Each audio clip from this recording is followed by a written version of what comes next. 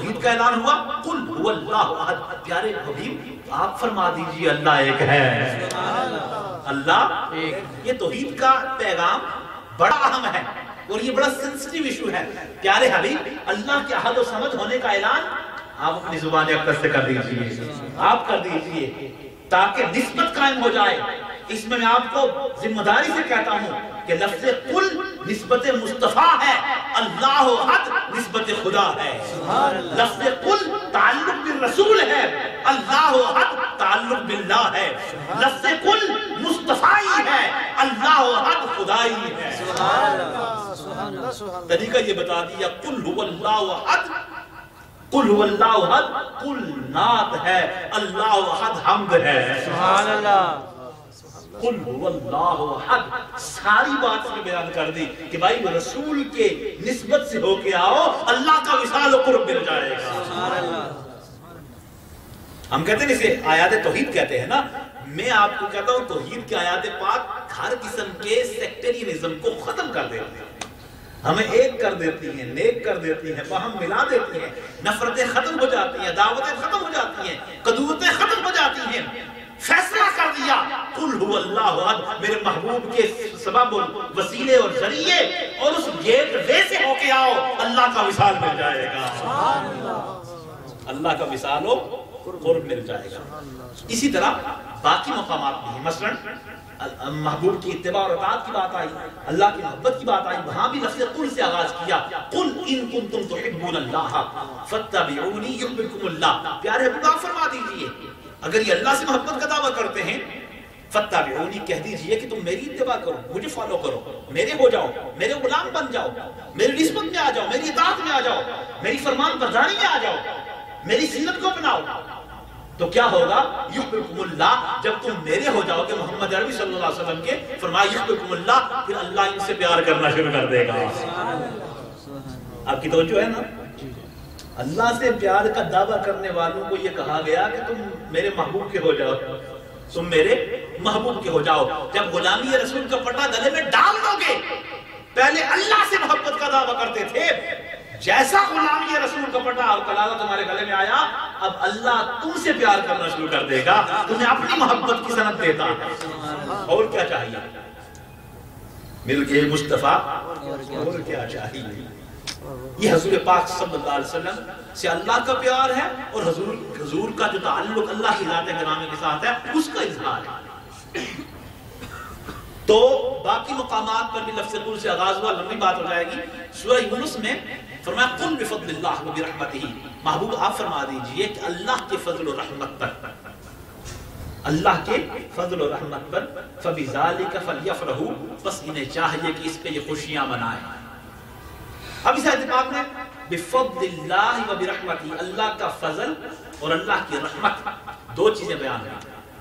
اب اس کی ڈیٹیلز اور ڈسکشنز ہیں اس کی تفصیل میں اگر میں جاؤں، میں چونکہ بہت تفصیلات سے اعراض کر رہا ہوں، اس لیے میں آپ کو اتنا اور پوری ذمہ داری سے بات کر رہا ہوں کہ مفسرین کے اقوال اگر دیکھے جائیں اور علماء کی اس میں جو آراء دیکھی جائیں تو انہوں نے یہ بیان کیا ہے کہ یہاں فضل اور رحمت سے مراد نبی کریم صلی اللہ علیہ وسلم کی ذات گرامی ہے۔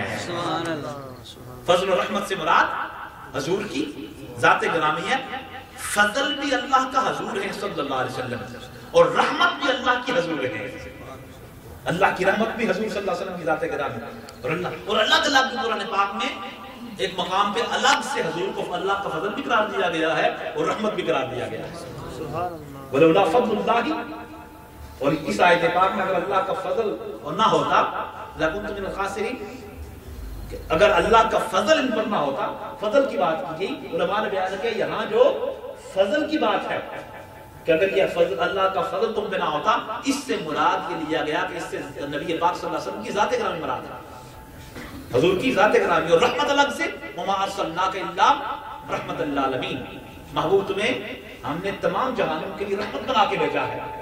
یہ رحمت حضور کا ہونا سارے کائنات کے لیے اس حدیث پاک میں، اس آیت بینہ میں اللہ سے رحمت کا تذکرہ ہے، اور سورہ یونس کی آیت پاک میں فضل اور رحمت کو جمع کر دیا گیا۔ علماء نے یہ بیان کیا کہ اس آیت بینہ میں اللہ کا فضل اور اللہ کی رحمت دونوں چیزوں سے مراد ایک ذات ہے، وہ ذات مصطفیٰ ہے۔ سبحان اللہ، ماشاءاللہ ماشاءاللہ، مصطفیٰ ہے۔ تھوڑی سی اگر مشکل بات نہ ہو، عربک گرامر کے حساب سے ایک بات کرنا چاہتا ہوں کہ فضل اور رحمت دو چیزوں کا تذکرہ ہے۔ اگر ان سے مراد الگ الگ دو چیزیں ہوتی تو اس کے آگے جو صیغہ ہے ضمیر کا وہ تثنیہ کا دو والا ہوتا، لیکن وہاں واحد کا ضمیر فبذالک نہیں کہا گیا، فبذالک۔ علماء بیان کرتے ہیں کہ یہ ایک جو ضمیر واحد اکیلی جو ایک کی انڈیکیشن کرتی ہے، اس کا یہاں درج کرنا اس بات کی علامت ہے کہ فضل سے مراد بھی ایک ذات ہے اور رحمت سے مراد بھی ایک ہی ذات ہے، اور وہ ذات مصطفیٰ ہے۔ سبحان اللہ ماشاءاللہ، وہ ذات مصطفیٰ فضل و رحمت سے مراد حضور کی ذات ہے۔ فضل و رحمت حضور ہے۔ جب یہ ذات تم مل گئی، نعمت مل گئی، تو اللہ کیا چاہتا ہے تم سے؟ تقاضا کس بات کا فرماتا ہے؟ وہ رب سبحان فبذالک فلیفرحوا، بس چاہیے کہ اس نعمت کے ملنے پر خوشیوں کا اظہار کریں۔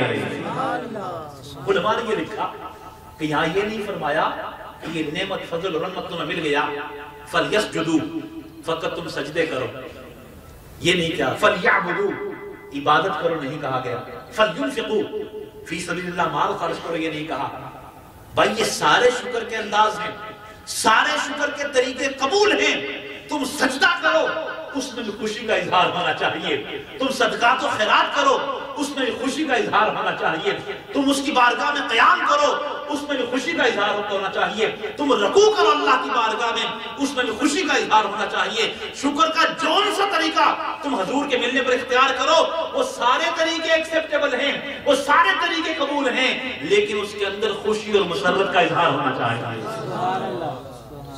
اس بات کو سمجھے آپ؟ فَلْيَفْرَحُوا، فَلْيَفْرَحُوا کا معنی ہے خوش ہو جاؤ۔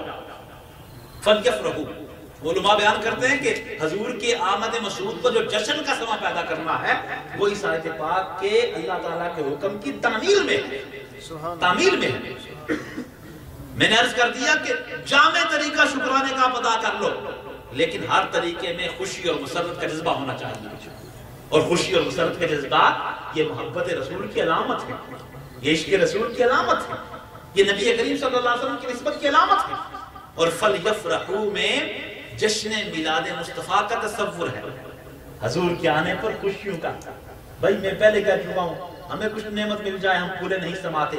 جب نعمتوں کی نعمت، نعمتوں کی جان، نعمتوں کی اصل، نعمتوں کی جامع حضور کی ذات اکرام ہمیں ملی ہے، تو ہمیں سب سے بالا، سب سے اعلیٰ، سب سے فائق شکرانے کا طریقہ اختیار کرنا چاہیے۔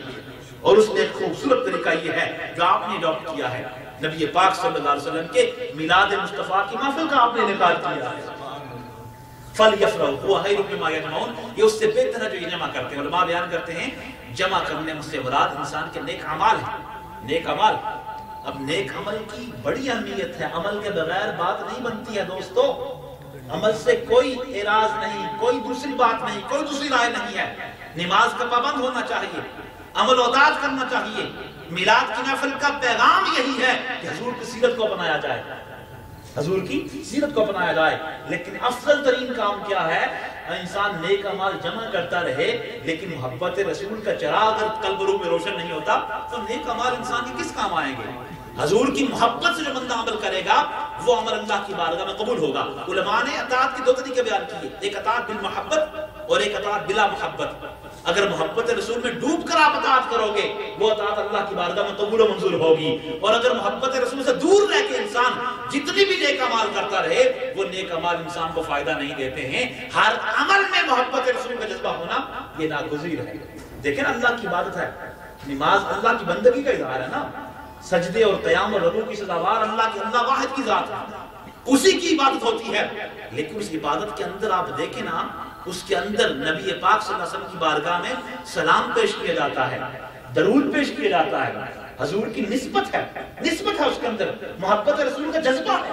بلکہ مجھے یہ کہنے دیں کہ نماز اللہ کی بندگی کا مظاہرہ ہے۔ وہ نماز ہے کیا بھائی؟ وہ نماز میرے اور آپ کے پیارے آقا کی اداؤں کا نام ہے۔ نماز کی جو حید ترکیبی ہے وہ نسبت رسول پر قائم ہے، نماز اللہ کے لیے ہے، لیکن اس نماز کے پڑھنے میں نبی کریم صلی اللہ علیہ وسلم کی ذات گرامی سے محبت و چاہت کا روحانی اور ایمانی باطنی اعتقادی تعلق انسان کا لازماً قائم ہونا چاہیے۔ وہ تعلق جب قائم ہو جائے گا تو نماز قبول ہوگی۔ وہ کیسے علامہ اقبال نے کہا تیرا امام بے حضور شوق تیرا اگر نہ ہو، تیری نماز بے حضور، ایسی نماز سے گزر ایسے امام سے گزر۔ وہ کیا تصور ہے بھائی؟ وہ تصور اس نسبت کا ہے، تعلق کا ہے، روحانی رابطے کا ہے، عشق رسول کے چراغ کا ہے۔ حتیٰ کہ امام غزالی حجت الاسلام آپ فرماتے ہیں کہ جب آپ السلام علیکہ ایھا النبی کے مقام پر نماز میں آپ پہنچو تو آپ کی تمام تر توجہ نبی کریم صلی اللہ علیہ وسلم کی بارگاہ میں مرتکز ہو جانی چاہیے، اور وہاں جا کے جب السلام علیکہ آپ تصور کرو، فرمایا وحدر فی قلبی کا سورۃ النبی صلی اللہ علیہ وسلم والشخص الکریم، جب السلام علیکہ ایھا النبی کہو تو اپنے دل میں نبی پاک صلی اللہ علیہ وسلم کی سیرت و صورت کو، جمال رسول کو، جمال محمد کو حاضر تصور کر کے حضور کی بارگاہ میں سلام پیش کر لو۔ یہ کیا کہ بات بنتا ہے، یہ معاملہ سوال ہوتا ہے۔ بندگی اللہ کی ہے، لیکن اس کے اندر نبی کریم صلی اللہ علیہ وسلم کے ذکر کو اللہ نے رکھ دیا۔ وَرَفَعْنَا اللہ کا ذکر رکھ کے ذیل میں علماء بیان کرتے ہیں حضور پاک صلی اللہ علیہ وسلم کے ذکر کو اللہ نے بلند کر دیا۔ یہ ذکر کیسے کلمہ طیبہ میں لا الہ الا اللہ محمد رسول اللہ، اللہ نے اپنے ذکر کے ساتھ محبوب کے ذکر کو درج کر دیا۔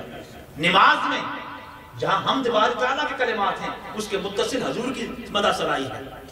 اقامت میں، اذان میں، ہر جگہ اللہ نے جہاں اپنا ذکر کیا ہے وہاں اپنے محبوب کا تذکرہ کیا ہے، اپنے محبوب کا تذکرہ فرمایا ہے۔ تو نیک اعمال کی اپنی اہمیت ہے، اس سے کوئی فرار نہیں ہے، لیکن ان تمام نیک اعمال میں محبت رسول کا جذبہ ہونا ضروری ہے۔ اور یہ جو بزم میلاد ہے، محفل میلاد ہے، یہ شکرانہ نعمت جہاں ہے وہاں دوستو اس ذکر کرنے سے